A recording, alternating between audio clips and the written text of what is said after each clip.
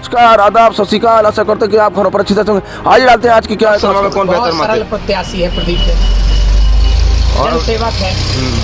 एक तरफ बहुत बड़ा उद्योगपति है, एक तरफ जनता का। जी क्या कहेंगे आप?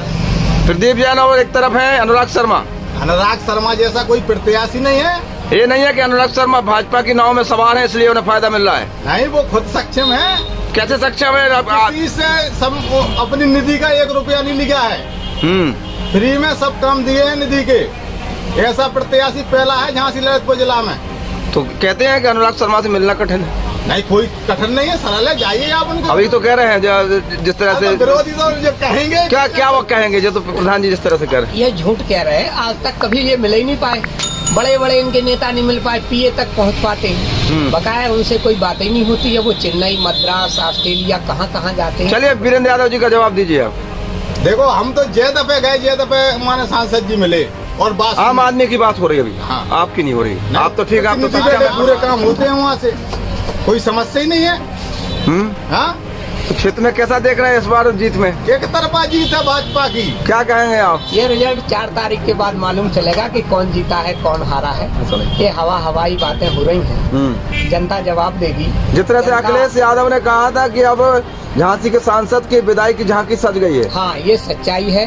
वो विदाई की झांकी है और 4 तारीख के बाद आप सभी जनता जनार्दन के सामने ये सच्चाई का निर्णय मेहनत कर रहे हैं बहुत।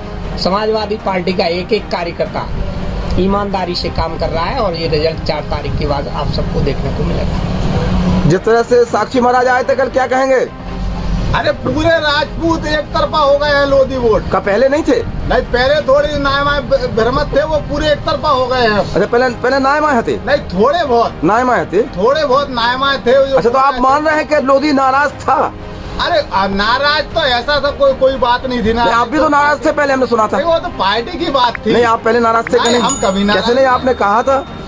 देखो, हम सांसद जी से कभी नाराज नहीं रहे। किससे नाराज थे? नहीं थी, ये तो थोड़ी बहुत चलती रहती है आपसी में नाराजगी, लेकिन शिकवा शिकायत थी, ये मानते हैं ये बात। और जिस तरह से साक्षी महाराज आए हैं तो लोधी जो बेल्ट कमजोर थी वो सशक्त हुई है। पूरा एक तरफा। अच्छा, जनसमाज का वोट आपको मिलेगा? और क्या, प्रदीप जैन के आने से कोई फर्क नहीं पड़ेगा? नहीं, कोई क्या फर्क है, गुंडियाई नहीं हो रही, कुछ नहीं हो रहा है, एक तरफा वोट है पूरा। तो जिस तरह से प्रदेश के मुख्यमंत्री योगी आदित्यनाथ जी ने रोड शो किया था, उसको लेकर क्या कहेंगे? काफी जनसैलाब आया था। अरे काफी जनसैलाब, सब समाज का वोट मिल रहा है, सब वर्ग का वोट मिल रहा है भाजपा के लिए। और का एक तरफा जीत है। तो राहुल गांधी आए थे और अखिलेश यादव जी आए थे, दूसरी तरफ योगी आदित्यनाथ आए थे। दोनों की सब एक रोड शो हुआ, जनसभा हुआ, इनमें क्या अंतर देख रहे हैं? अंतर स्पष्ट दिखाई दे रहा है कि जो जनसैलाब आया था और आप सबने देखा है झांसी, उसी दिन जीत पक्की हो गई थी प्रदीप जैन आदित्य। लेकिन एक बात नहीं मानते आप वीरेंद्र जी कि कहीं ना कहीं जिनकी राम मंदिर में आस्था है, राम मंदिर को लेकर कहीं ना कहीं आज लोगों की आस्था भी बीजेपी से है। देखो, राम मंदिर की जहाँ तक बात है, समाजवादी पार्टी और गठबंधन भी भगवान राम को मानता है। कहाँ न्योता दिया था, नहीं गए? ये धर्म के प्रति हमें जब जाना होगा हम जब जाएंगे, आपको जब जाना होगा आप जब जाएंगे। निमंत्रण जब दिया तब ना जाए, फिर उसके बाद जाए तो? वो निमंत्रण हमें दिया और हम नहीं गए तो क्या हम उस धर्म से हट गए? नहीं, हट नहीं गए। क्या कहेंगे पहलवान जी, प्रधान जी? देखो, हमारी बात सुनो आप। ये लोग केवल एक वर्ग के लाजे और पूरी वर्गन के लाजे ठुकरा दिया है इन लोगों ने। हैं? इसीलिए सबने राम मंदिर में आस्था है हिंदुओं की। जिस तरह से राम मंदिर का निमंत्रण ठुकराया था कांग्रेस ने, सपा ने, उसी लिए वोट भी ठुकरा रहे हैं इसलिए। और क्या, एक तरफा वोटिंग है शर्मा जी के लिए। योगी जी कहते हैं कि जो राम को लाए हैं हम उनको ले आएंगे, हम उनको लाएंगे जी। आज पब्लिक भी कह रही है, लोग भी कह रहे हैं, लोग भी कह रहे हैं, सब वर्ग भी कह रहे हैं। और हिंदुओं का तो इससे बड़ा क्या पर्व हो सकता है? अब तो राहुल गांधी भी मंदिर जा रहे हैं। अब तो वे दौड़ेंगे जाएंगे नहीं, दौड़ेंगे। और क्या, तो क्या कहेंगे? अब 20 मई को मतदान है। तो हमें ये समझ में नहीं आता है।